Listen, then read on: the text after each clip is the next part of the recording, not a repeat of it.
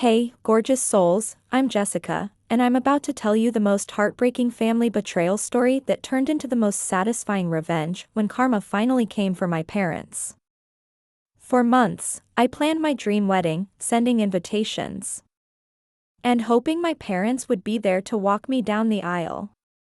Instead, they chose to attend my golden child brother's last-minute barbecue party, laughing when I asked why they missed the most important day of my life. But here's where this heartbroken daughter became the queen of boundaries. 2 years later, when my parents desperately needed my help during their financial crisis and health emergencies, I gave them the exact same energy they gave me on my wedding day. They thought they could treat me like I didn't matter and still expect me to be their devoted daughter when it was convenient for them. This story has everything, y'all: golden child favoritism, wedding day abandonment, desperate parents begging for help, and the kind of boundary-setting revenge that taught two toxic parents what happens when you treat one child like they're disposable. Beautiful souls, are you ready for this family karma story? Because this is how you handle parents who only remember you exist when they need something. Beautiful souls, let me take you back to my childhood so you understand the toxic family dynamic that led to my parents choosing a barbecue over their daughter's wedding day. I'm Jessica Chen, 29 years old, and I grew up in San Francisco as the oldest of two children with parents who made it crystal clear that my younger brother, Marcus, was their favorite from the day he was born. My parents, David and Linda Chen, both successful accountants, had traditional expectations about family hierarchy and gender roles that shaped how they treated Marcus and me completely differently. Marcus, who's 26 now, could do no wrong in my parents' eyes, while I was expected to be the responsible, self-sufficient daughter who didn't need attention or support. "Jessica's so independent," my mother would tell relatives. "She handles everything herself, so we don't have to worry about her like we do with Marcus. Marcus needs more guidance and support," my father would explain when people questioned their obvious favoritism. "Jessica has always been mature for her age." Throughout our childhood, Marcus received expensive gifts, elaborate birthday parties, and constant praise, while my achievements were minimized or ignored entirely. When Marcus wanted guitar lessons, my parents bought him a $2,000 guitar and paid for private instructors for 3 years. When I asked for art supplies to pursue my passion for graphic design, my mother said, "Art isn't a real career, Jessica. Focus on practical skills that will help you support yourself." Marcus got a car for his 16th birthday, while I was told I needed to save money and buy my own transportation. Marcus needs a car for his activities and social life, my parents explained. "Jessica can take the bus or walk. It builds character." The favoritism continued through our college years, where Marcus's mediocre performance was celebrated while my academic excellence was treated as expected and unremarkable. Marcus barely graduated high school with a 2.8 GPA, but my parents threw him a huge graduation party and bragged to everyone about his potential. I graduated valedictorian with a 4.0 GPA and full scholarship to UC Berkeley, but my parents said, "We always knew Jessica would do well academically. She's just that type of person." When Marcus struggled in college and changed majors 3 times, my parents paid his tuition and living expenses without complaint. "Marcus is finding himself," my mother would explain his frequent academic failures. "College is about exploration and discovering your passion." When I worked 2 part-time jobs while maintaining a 3.9 GPA in my graphic design program, my parents rarely asked about my studies or achievements. "Jessica doesn't need our help," my father would say when relatives asked why they didn't support my education financially. "She's always been self-reliant."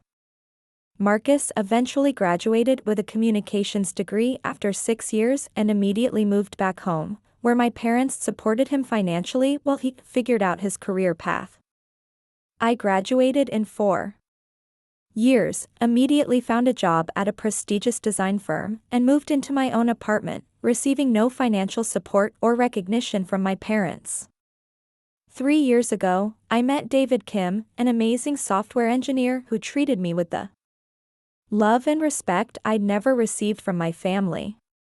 David and I fell in love quickly, and after 18 months of dating, he proposed with the most beautiful ring and romantic proposal that my parents showed zero interest in hearing about. "That's nice, Jessica," my mother said when I called to share my engagement news. "Marcus is thinking about asking his girlfriend to move in with him. Isn't that exciting?" When I brought David to family dinners, my parents were polite but distant, clearly more interested in discussing Marcus's job search than getting to know their future son-in-law. "David seems nice," my father would say dismissively. "I am sure you'll be very happy together." Meanwhile, they treated Marcus's girlfriend Rebecca like she was already part of the family, despite their casual relationship. "Rebecca is perfect for Marcus," my mother would gush. "She brings out the best in him and really understands his sensitive nature." David and I decided on a beautiful spring wedding and began planning our dream day 8 months in advance. I sent save-the-date cards to my parents and Marcus 6 months before the wedding, followed by formal invitations 3 months later. Saturday, April 15, 2023, the invitation clearly stated, "Jessica Chan and David Kim request your presence at their wedding ceremony and reception."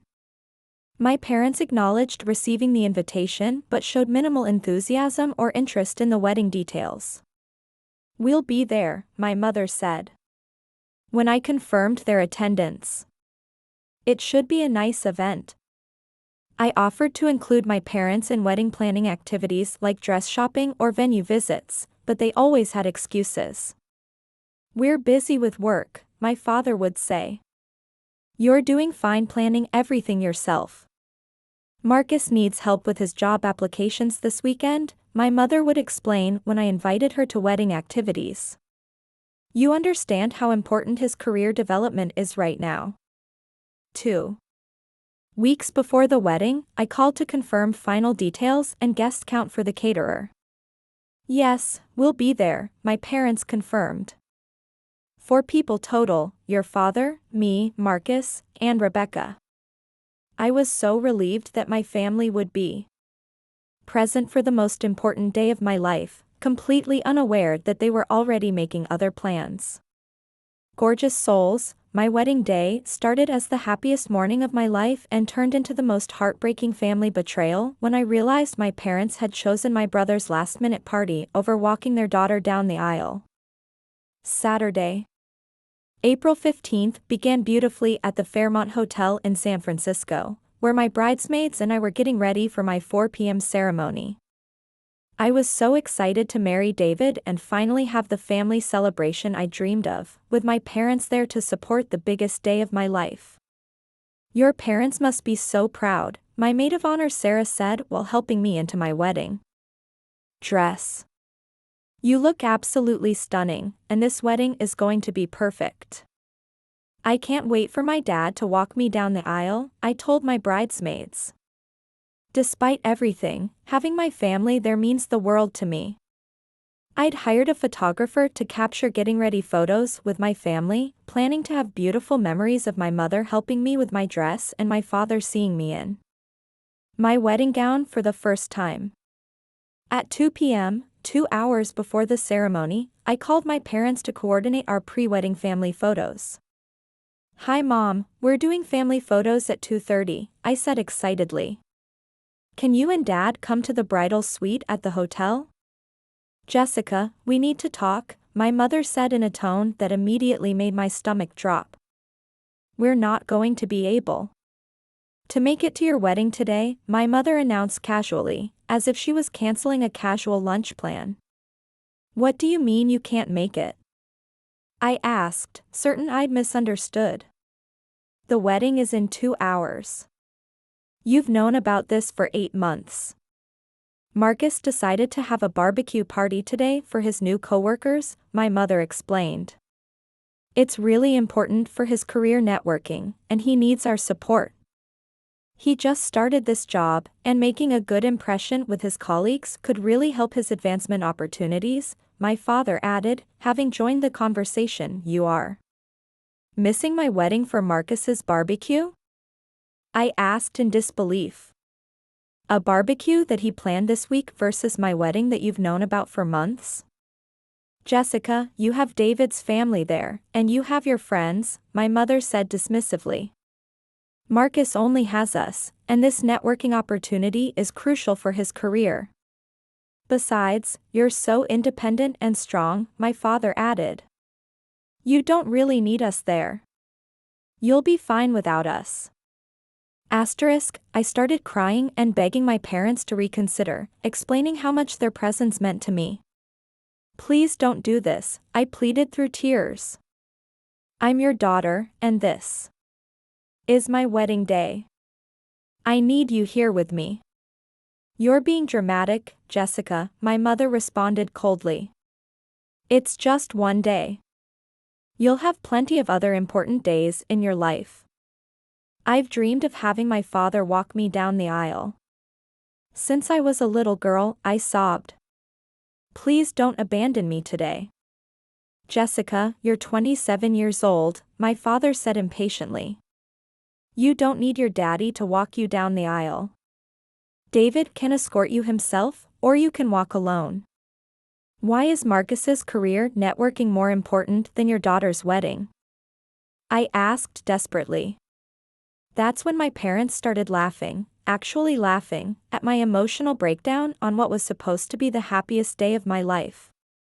Jessica, you're being so melodramatic, my mother laughed. It's not like this is life or death. It's just a party with a dress and flowers. You sound like a spoiled child having a tantrum, my father chuckled. We raised you to be stronger than this. Marcus's barbecue will be much more fun anyway, my mother added through her laughter. Weddings are so formal and boring. We'd rather spend the day relaxing with Marcus and his friends. I hung up the phone and collapsed in my wedding dress, sobbing in front of my bridesmaids who had witnessed the entire conversation. I can't believe they're not coming, I cried. My own parents are choosing a barbecue over my wedding. My maid of honor Sarah held me while I cried, trying to help me process the abandonment. Jessica, their absence says everything about them and nothing about you, Sarah told me. You deserve so much better than parents who would treat you this way. I had to call David and explain that my family wouldn't be attending our wedding. They're really not coming? David asked in shock. Jessica, I'm so sorry. My family will embrace you even more today. You're not alone. David's parents immediately stepped in to fill the emotional void my parents had created. Jessica, I would be honored to walk you down the aisle, David's father offered. You're already our daughter, and we love you completely. Let me help you with your dress and veil, David's mother said.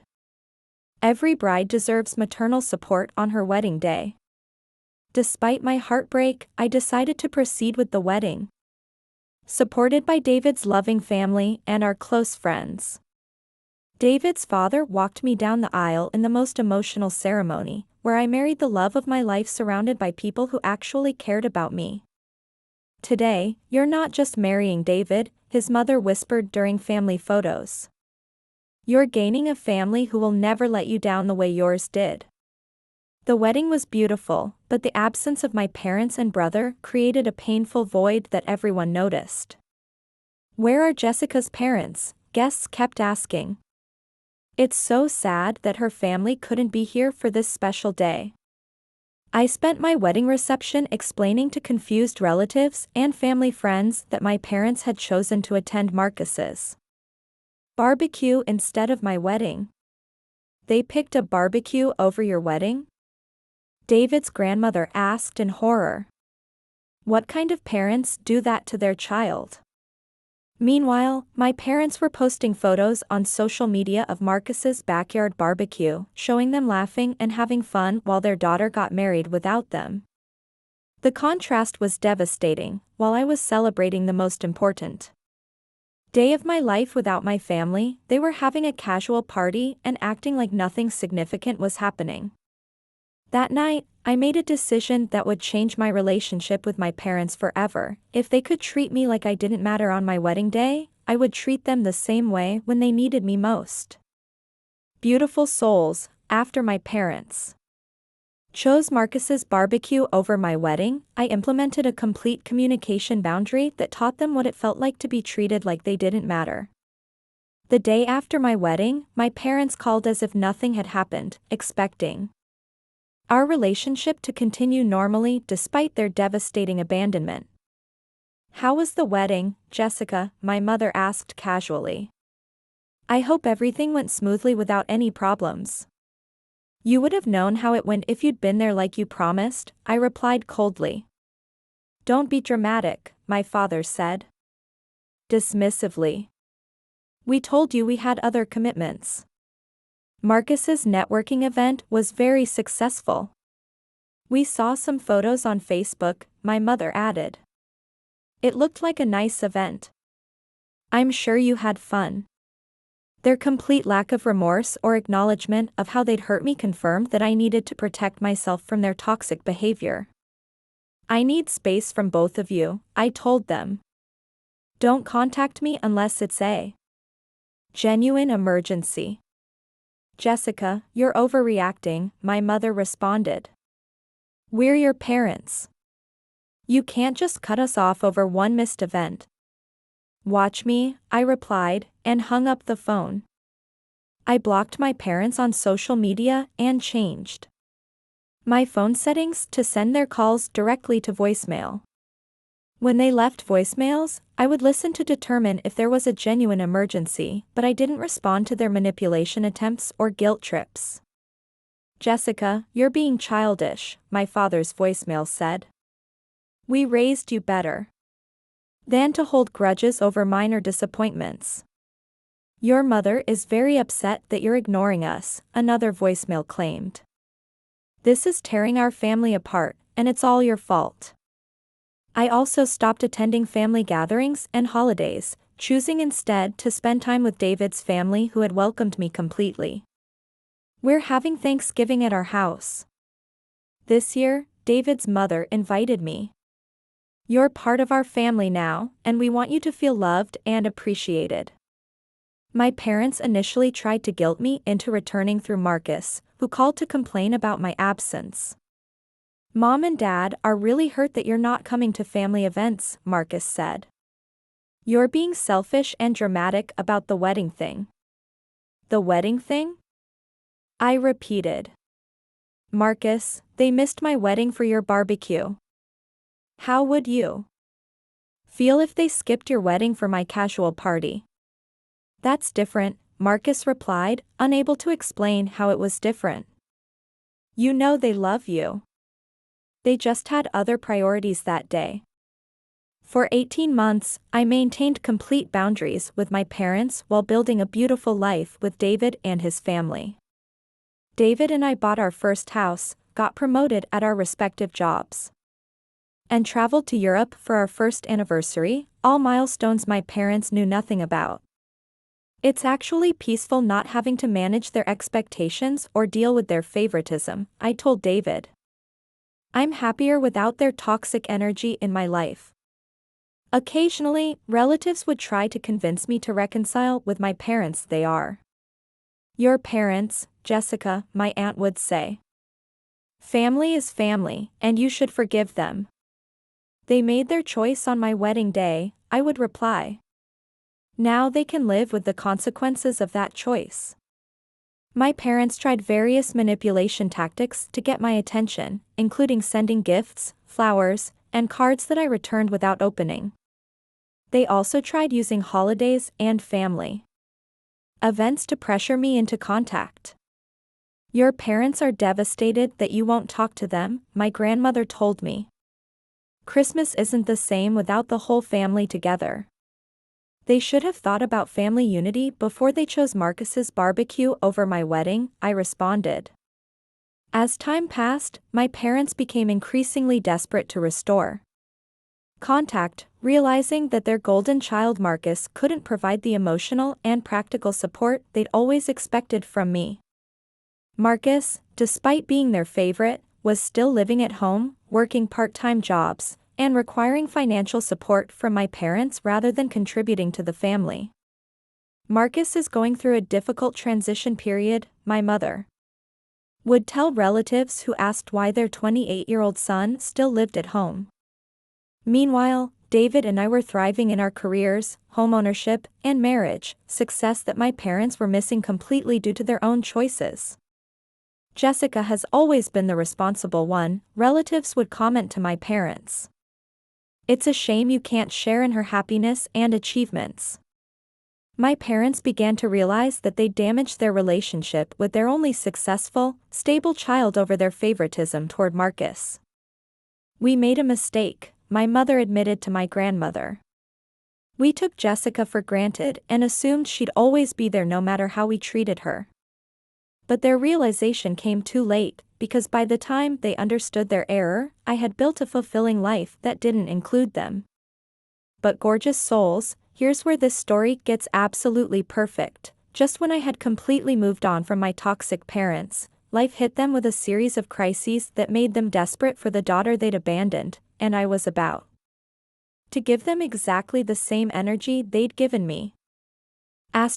Beautiful souls, 2 years after my parents laughed at my heartbreak over missing my wedding, karma delivered the most poetic justice when they faced their own crisis and desperately needed the daughter they'd treated like she didn't matter. The phone calls started on a Tuesday evening in March when my father was laid off from his accounting firm due to company downsizing after 25 years of employment. My mother left a frantic voicemail explaining their sudden financial emergency. Jessica, please call us back immediately, my mother's voice was panicked. Your father lost his job, and we need to discuss some urgent family matters. This is very serious. I listened to the voicemail but didn't respond immediately, remembering how they dismissed my urgent and need for them to attend my wedding. Over the next week, my parents left increasingly desperate messages as they realized the severity of their financial situation. Jessica, we really need your help, my father's voicemail pleaded. We're facing some challenges, and you're the only one who can assist us right now. Please don't ignore us during this difficult time, my mother added. We know you're upset about the wedding, but family needs to stick together during emergencies. I learned from my grandmother that my parents had been living beyond their means for years, supporting Marcus financially while accumulating credit card debt and failing to save for emergencies. They've been paying Marcus's rent, car payments, and living expenses for 3 years, my grandmother confided. Now they can't afford their own mortgage without your father's income. 2 weeks after my father's job loss, my mother had a minor heart attack that required emergency surgery and ongoing medical treatment. The medical bills, combined with my father's unemployment, created a perfect storm of financial desperation that my parents couldn't handle alone. Jessica, your mother is in the hospital, my father's voicemail was desperate. We need you here. This is a family emergency, and we need our daughter's support. The medical bills are overwhelming, another voicemail explained. We need help navigating insurance and finding financial assistance programs. You're so smart with these things. Marcus, their golden child, was completely useless during the crisis, unable to provide financial support or practical assistance. Marcus is doing his best, but he's not in a position to help financially, my mother admitted in a voicemail. We need someone responsible who can help us figure out our options. The irony was devastating. The child they neglected and dismissed was the only one capable of helping them during their crisis. My parents' voicemails became increasingly specific about what they needed from me. Jessica, we need you to co-sign a loan so we can refinance the house, my father pleaded. You have excellent credit and a stable income. You're our only option. Can you help us with the mortgage payments until I find another job? Another message asked. Just temporarily, until we get back on our feet.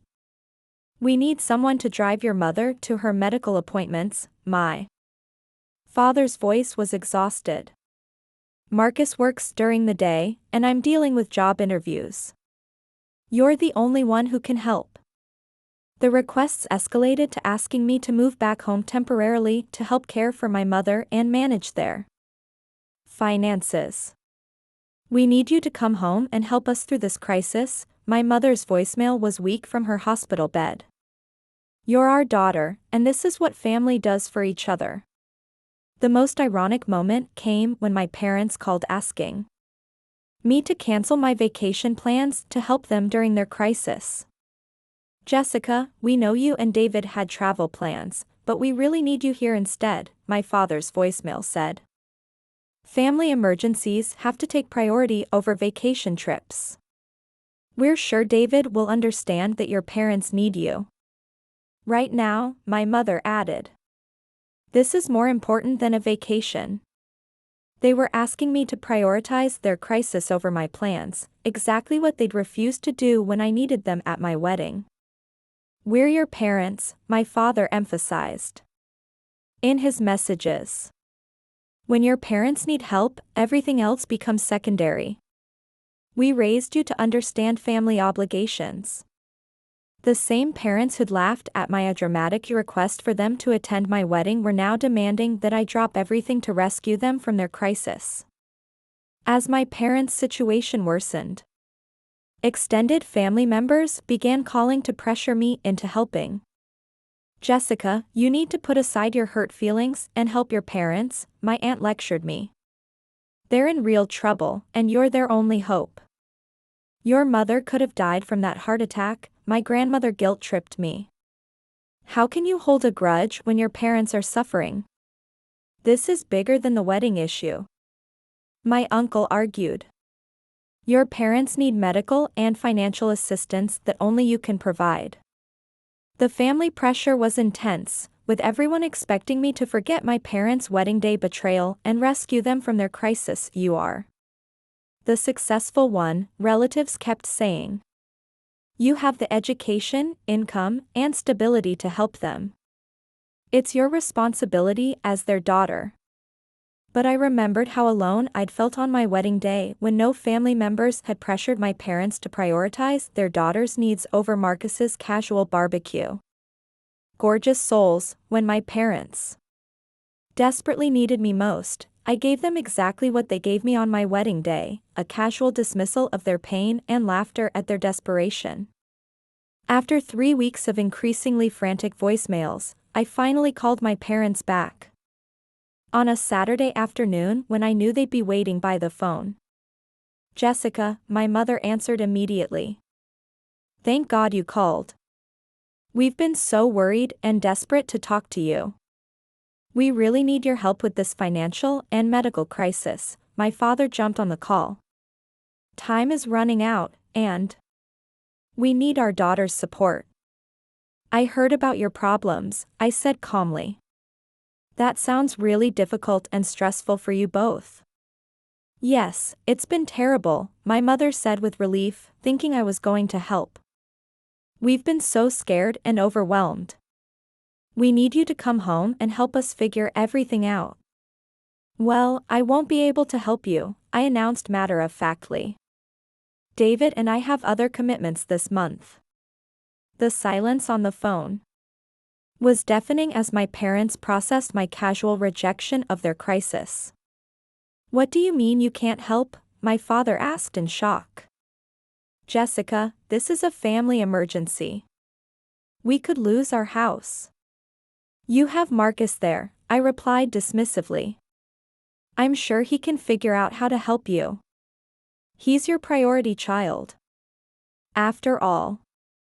Jessica, you're being dramatic, my mother said desperately.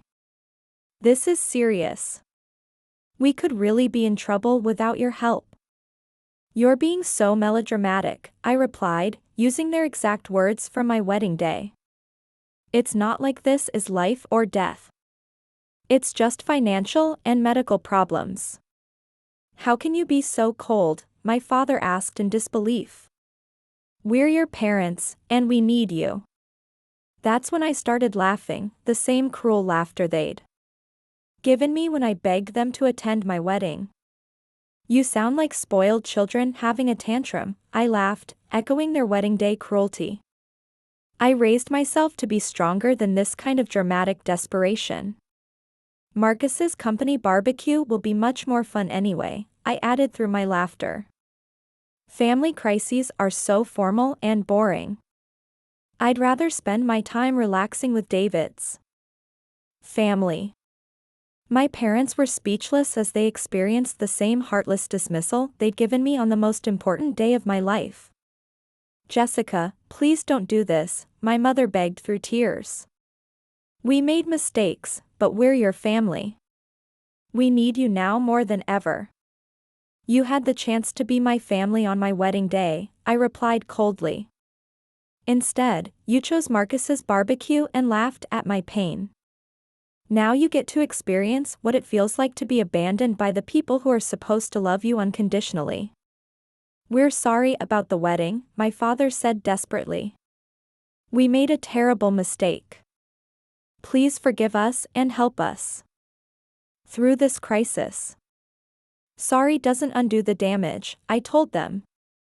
You taught me that family obligations are optional when you have better offers. I'm just applying the lesson you taught me. Marcus can drive Mom to her appointments, I continued. Marcus can co-sign your loans. Marcus can move back home and take care of you. After all, he's the child you prioritized over everything else, including my wedding day. Marcus can't help us the way you can, my mother admitted finally. You're the responsible one. You're the one with the stable career and good credit. Then you should have thought about that before you abandoned me on my wedding day for his barbecue, I replied with finality. My parents' financial crisis worsened without my assistance, forcing them to sell their house and move into a small apartment. Marcus, faced with his parents' real needs, proved to be exactly as unreliable and selfish as I'd always known he was. I can't take care of Mom and Dad, Marcus told relatives. I have my own life to think about. Jessica is the one who should be helping them. The golden child who'd been prioritized his entire life abandoned my parents the moment they needed real support rather than financial handouts. My parents lost their house, my father remained unemployed for 8 months, and my mother's medical bills created debt that will take years to resolve. We should have appreciated Jessica when we had the chance, my mother told my grandmother. We took her for granted and lost the only child who could have helped us. Jessica was always the strong, reliable one, my father admitted. We pushed away our best daughter for a son who can't even take care of himself. Meanwhile, David and I continued building our beautiful life, completely unaffected by my parents' crisis. We bought a larger house, both received promotions, and started planning for children with David's loving, supportive family. Asterisk. You made the right choice cutting off toxic people, David told me. Even if they're family, you don't owe them anything after how they treated you. David's parents became my real family, celebrating my achievements and supporting my decisions unconditionally. You're the daughter we always wanted, David's mother told me. Your parents' loss is our gain, and we'll never take you for granted. I started a college fund for our future children and invested in our retirement money. That would have gone to rescue my parents if they'd been decent people on my wedding day. Every dollar we save for our future is a dollar my parents can't guilt me into giving them, I told David. Their consequences are their own responsibility. Today, 3 years after my wedding day abandonment, my parents are still struggling financially and medically, while Marcus provides no real support. They occasionally send cards and gifts that I return unopened, just like they ignored my wedding invitation. Jessica, we understand why you're angry, their latest letter said. We hope someday you'll find it in your heart to forgive us and rebuild our relationship. But forgiveness doesn't mean forgetting, and boundaries don't disappear because people finally face consequences. You taught me that family love is conditional, I would tell them if I responded. You showed me that when people need something from you, other priorities always come first. I learned that lesson perfectly. That's how you handle parents who abandon you on your wedding day and then expect you to rescue them during their crisis, gorgeous souls. They thought they could treat me like I didn't matter and still expect unconditional daughter devotion when it benefited them. Sometimes the best revenge is simply giving people exactly the same energy they gave you and watching them experience their own medicine. My parents laughed when I needed them most, so I laughed when they needed me most. Perfect karma, beautiful souls. Never let family guilt you into forgetting how they treated you during your most vulnerable moments. Boundaries aren't cruel, they're protection from people who only remember you exist when they need something. And remember, gorgeous souls, the family you choose can be so much better than the family you're born into. David's family loves me unconditionally, while my birth family only wanted me when I could solve their problems. If this story resonated with you, if you've been the family scapegoat who's expected to fix everyone's problems after being treated poorly, smash that subscribe button and let me know in the comments. Share your own stories about setting boundaries with toxic family members who only contact you when they need something. Your experiences matter, and this community supports each other. Hit that notification bell for more family boundaries stories. And remember, you don't owe anyone your help just because you're related to them. Blood doesn't excuse bad behavior, beautiful souls.